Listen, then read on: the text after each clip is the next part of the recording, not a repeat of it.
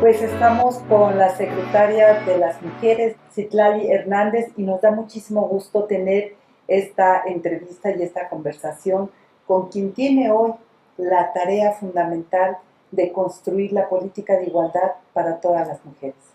Un gran reto. Yo creo que es un gran reto por varias cosas, porque tenemos a la primera mujer presidenta, porque soy la primera secretaria de las mujeres, porque la expectativa siempre cuando un gobierno llega con una promesa de cambio, pues siempre es mucho más alta quizás de lo que humana, presupuestal o gubernamentalmente es posible, y por el reto que significa transformar una sociedad que cuando hablas de cambiar la vida de las mujeres no estás hablando de una acción de gobierno, de una política pública aislada, digamos, ¿no? Estás hablando, y nosotras así lo creemos en la Secretaría de las Mujeres, de un cambio cultural, de un cambio institucional, de cambio gubernamental, de un cambio político y de un cambio cultural que también lo abrace la sociedad. ¿Cuál es el diseño de la Secretaría de las Mujeres? ¿Cómo podemos entenderlo quienes estamos afuera y solo tenemos el nombre? Primero se fusiona con lo que era el Instituto de las Mujeres y la CONAVIM. El Instituto de las Mujeres tenía, pues era un ente con su autonomía, con su propia forma, y la CONAVIM dependía de la Secretaría de Gobernación. Aunque son dos funciones o dos tareas las que tenían, había algunas acciones o programas que en alguna parte se llegaban a duplicar. Entonces, en el instituto fundamentalmente recaía todo el tema de la promoción de la igualdad, etc. Y en la CONAVIM, pues todo el tema de atención a las violencias. Y la Secretaría de las Mujeres, digamos, nace con la fusión de esas dos tareas, las facultades que tenía el Instituto de las Mujeres, la CONAVIM, pero además con la necesidad de elevar este tema, tanto de garantizar la igualdad como de prevenir y combatir las violencias hacia las mujeres, pues a rango de Estado. Entonces, no solo es la fusión, sino que además nace con más facultades, con más fuerza y con un andamiaje, yo digo que constitucional y jurídico, que le da vida a nuestra actuación. En las entidades federativas, los gobiernos estatales no se hacen cargo de las instancias. Ese ha sido un gran reto. Entonces, ¿cómo darle la vuelta a eso para que realmente las entidades federativas asuman la tarea que tienen? El diálogo que estamos obligadas como secretaría, porque una de nuestras funciones es transversalizar. Yo siempre lo digo, los temas de las mujeres no solo están en la Secretaría de las Mujeres. Los temas de cultura, de hacienda, de turismo, de educación, todos los temas de los gobiernos en sus tres niveles son temas de mujeres. Entonces estamos, y parte de lo que hemos estado haciendo es dialogar con cada secretaría del gobierno, dialogar con gobiernos municipales, estatales, en entender este llamado de la presidenta de que es tiempo de mujeres, que se traduce sí en palabras, sí en símbolos, sí en representatividad, pero también y fundamentalmente en presupuestos y en acciones. ¿Cómo realmente lograr que aquello que ocurre con la mitad de la población, que somos las mujeres, se mire como prioritario y no como un tema de las mujeres que le toca a la secretaría, al instituto, a la dependencia de las mujeres? Sí. Entonces estos meses lo que hemos estado haciendo es hablar con gobiernos estatales, hablar con congresos locales, de tal manera que vayamos generando cada vez más condiciones de que se asuma como un compromiso de Estado. Es decir, cuando la presidenta reforma la Constitución y las leyes y habla de igualdad sustantiva, habla de los deberes reforzados para combatir las violencias, estamos hablando de que no solo es una tarea de la presidenta o de la Secretaría de las Mujeres. Estamos hablando de que el Estado mexicano tiene que asumir este compromiso con las mujeres. Digamos, parte de mi labor, que además es lo que me ha encargado la presidenta, es hablar con cada miembro del Estado mexicano, y yo incluso lo digo, necesitamos una gran alianza no solo con el sector público, también con el sector privado, hablarle a la sociedad, en que estamos ante la posibilidad de acelerar el proceso de las mujeres de trabajo. ¿Qué tanta apertura ha encontrado? Porque no es fácil, o sea, a lo largo de los años que existía el Instituto de las Mujeres, una de las grandes resistencias, digamos, que encontraban las distintas titulares, porque no es un problema de la persona, que ocupe hoy la secretaría, antes los institutos, hay una resistencia absoluta de de quienes dirigen las instancias a asumir el compromiso. ¿Qué tanto ha logrado permear en estos pocos meses que lleva usted a cargo para abrir esa resistencia? ¿Cómo la calificaría hoy?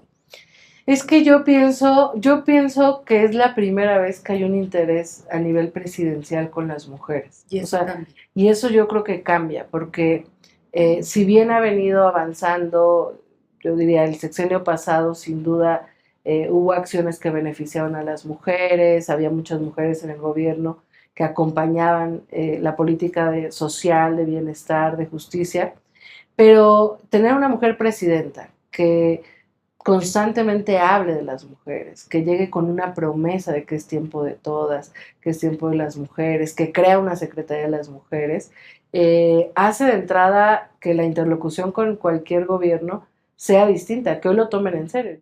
El reto normalmente tiene que ver, como usted lo señala, el financiamiento y las voluntades, ¿no? Sí. Si no se unen estas dos cosas, está complicado. Sí, definitivamente. ¿No? Y la voluntad se refleja también en los pesos.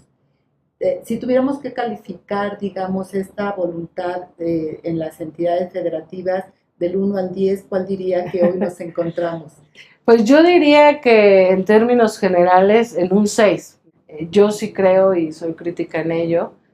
Veo voluntad y eso creo que es una buena noticia, pero creo que necesitamos que los gobiernos estatales destinen más presupuesto para complementar. Por ejemplo, yo estoy muy feliz con el PAIBIM y con los centros libres, porque quizás sea la primera política pública territorializada que involucra a los 3 niveles de gobierno. Es decir, para abrir un centro libre hay un presupuesto federal, hay un acompañamiento de la Secretaría de las Mujeres, pero hay un involucramiento tanto de los gobiernos estatales como municipales para encontrar el lugar, para habilitarlo con lo que no cubre la federación. Y ya que habla de los centros libres, a ver si el dato que teníamos hasta se desea crear, no sé si, no me queda claro si en este año o en todo el sexenio, 678.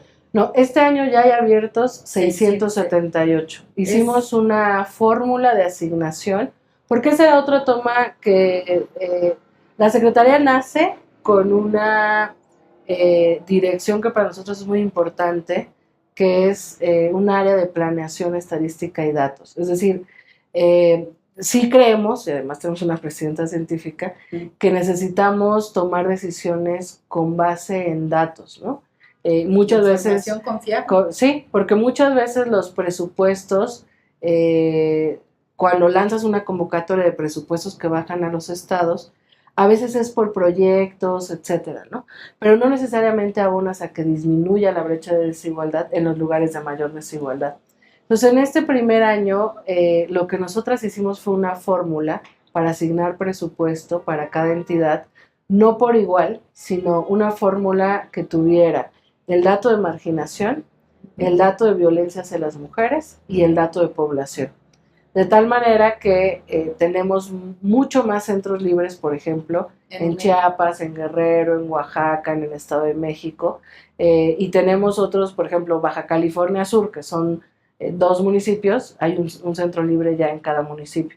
Entonces, tenemos dispersados en todas las entidades de la República, en total 678 centros libres, que ya están en operación, que ya están abiertos, algunos más grandes, algunos más chiquitos, más medianos, porque te digo que depende como de esta articulación entre los 3 niveles de gobierno. Cuando la presidenta inauguró el primer centro libre, que ya lo vio también materializado, pues nos encargó tener por lo menos un centro libre en cada municipio del país al finalizar el sexenio. Sí, y estos centros libres vienen a sustituir a los centros de justicia o se vienen a relacionar. Los centros de justicia, ¿en qué van a terminar? ¿Se quedarán los que hay? Vienen en realidad como a fortalecer lo que eran los CDMs, que eran los Centros de Desarrollo de las Mujeres, que había algunos cuantos en los estados. ¿Los centros de justicia que eran? No, estos CDMs eran más como de capacitaciones, de talleres para las mujeres. Y aparte tenemos los centros de justicia, que son un componente distinto. Los centros libres orientan, atienden, y acompañan psicológica y jurídicamente y tiene espacios, digamos, para el fortalecimiento de la autonomía de las mujeres. Y los centros de justicia son en realidad espacios vinculados a las fiscalías o a las secretarías de gobierno de los estados. Entonces ya, digamos, una mujer ahí puede presentar una denuncia, ahí hay un médico legista, ahí hay un juez. En 75, 73 centros de justicia. Entidades federativas, sí. Leía yo en la página. Que este primer año lo que hicimos fue... Entonces? Es que ahí, fíjate que ahí es, yo por eso insisto mucho en la necesidad de los gobiernos estatales de que se involucren, porque yo diría que la federación ha sostenido muchos de estos espacios. Entonces, por ejemplo, el programa que tenemos para los centros de justicia es de fortalecimiento de los centros de justicia. Entonces, en los últimos años, la federación ha dado presupuesto para fortalecer el programa. Lo más importante, y la presidenta nos lo ha encargado, es la prevención. Es decir, no queremos seguir atendiendo la violencia, no queremos seguir creando cada vez más leyes y más leyes y más leyes contra la violencia. Apostamos a un país donde no exista violencia hacia las mujeres. ¿Será fácil, será inmediato? Por supuesto que no, pero la mejor, uno de los mejores aportes que podemos hacer en este sexenio es la política de prevención. Entonces necesitamos tener como una revisión a 10 años de la alerta de cómo ha funcionado, dónde están sus fortalezas, dónde se queda en una medida o en una instalación de un grupo de trabajo que termina por no accionarse por parte de alguna autoridad y cómo podemos fortalecerlas y hacer, digamos, como mucho más vinculante todas las medidas de la alerta de género para que se traduzca una alerta en la disminución de la violencia feminicida, porque tristemente no se ha traducido en eso, ¿no? Que eso es lo que busca el instrumento. Que eso es lo que busca el instrumento, y que algo se ha hecho mal, sobre todo por parte de las distintas autoridades que deberían de responder a esas medidas, que no necesariamente se traduce, porque una alerta, cuando se emite una alerta de género en alguna entidad o en algún municipio, implica presupuesto que nosotras damos y muchas veces esos presupuestos se destinan para todo menos para algo concreto que disminuya las violencias. Entonces, nosotras queremos fortalecer la alerta, dejarlo claro porque como que Exacto. Por ahí había un rumor de que las queríamos desaparecer, para nada, queremos fortalecerlas y queremos ver cómo hacemos mucho más efectiva, más vinculante, que las autoridades que tienen que responder accionen en beneficio de las mujeres y de la disminución de la violencia feminicida. Y yo por eso le doy como esta fuerza a la Secretaría en la capacidad o la posibilidad de ir a los territorios. Es decir, si instalamos un grupo de trabajo de la alerta de género en un estado y vamos nosotras y le damos seguimiento y hablamos de las medidas y demás, creo que podemos involucrar más al compromiso de las autoridades. Pero bueno, queremos hacer esta mesa de trabajo con sociedad civil, con activistas que nos permita... ¿La creadora de la ley? Sí, pues con todas las... Es una gran ausente en este escenario, ¿eh? Pues nosotras, fíjate, y yo sé que estamos al final de la entrevista, pero quisiera decirlo.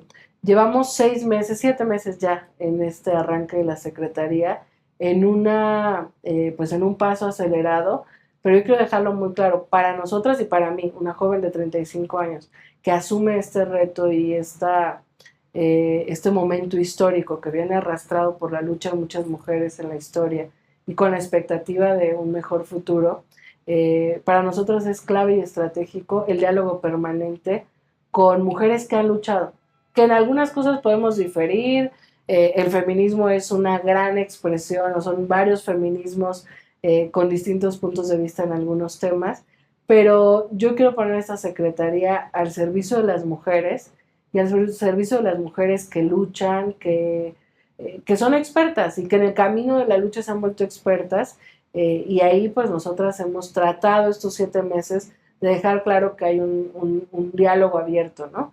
No nos ha dado el tiempo quizás de hablar con todas las expertas, con todas las organizaciones, con todas las mujeres que lucharon en franca soledad y que hoy quizás somos mayoría y entonces hay posibilidades de avanzar todavía más. Entonces, para estas decisiones como fortalecer la alerta de género, pues creemos que es indispensable tener varias voces que en los 10 años que lleva la alerta han impulsado, han empujado, han padecido, han visto casos de éxito, etcétera, que podamos ver cómo fortalecer la alerta y cómo involucrar, digamos, cada vez más a las autoridades, insisto, de todos los niveles de gobierno y de los tres poderes a esto. Y para cerrar, presupuesto 2026. Pues mira, estamos justamente en estos tiempos, inevitablemente va a crecer porque la presidenta ha planteado la creación de más centros libres, entonces estamos presupuestando cuántos ir sumando por año antes de que acabe el sexenio, entonces ahí, digamos, tenemos un aumento presupuestal. Vamos a hacer nuestros planteamientos, por supuesto, sabemos que México vive un momento de transformación, de prioridad en la política social, que sin duda beneficia a las mujeres, un momento también de embate con Estados Unidos, ¿no? Y que las decisiones presupuestales no siempre son las deseables, pero bueno, yo pienso que nacimos en la fusión del presupuesto que tenía la CONAVIM, el instituto, que hemos dado resultados en estos meses, y que en el diálogo que he tenido con la presidenta, por supuesto su aspiración es ir subiendo el presupuesto, para seguir avanzando en lo que ya hemos ido impulsando y por supuesto en otras cosas que sobre la marcha estos meses hemos necesitado. Entonces, bueno, sin duda creo que va a haber un aumento presupuestal y ya estaremos pues compartiendo cómo, en qué se traduce en pesos y centavos, ¿no? Que permíteme compartirte también, hablando de presupuesto muy rápido, estamos en una mesa con Hacienda para rehacer la metodología. No nos va a dar el tiempo de hacerlo a la perfección como quisiéramos, pero de actualizar el anexo 13, en que pueda haber algo como mucho más medido del presupuesto que se destina a las mujeres. Y vamos seguramente pronto, que creo que lo habíamos comentado, a presentar el anexo de cuidados, que nos emociona muchísimo porque además de que es un encargo que nos hizo la presidenta, todo el proceso de trabajo con toda la Administración Pública Federal ha sido muy interesante y las conclusiones de este primer anexo son, digamos, creo que interesante, además como un punto de partida de dónde está México en términos presupuestales, en acciones de cuidado y que nos marca pues un horizonte de hacia dónde caminar también. La secretaria de las Mujeres, Citlali Hernández, muchísimas gracias. Al contrario. Hoy tenemos claro hacia dónde va la política de igualdad para todas las mexicanas y como bien lo dijo la secretaria, el juicio final lo tienen todas las mujeres de este país.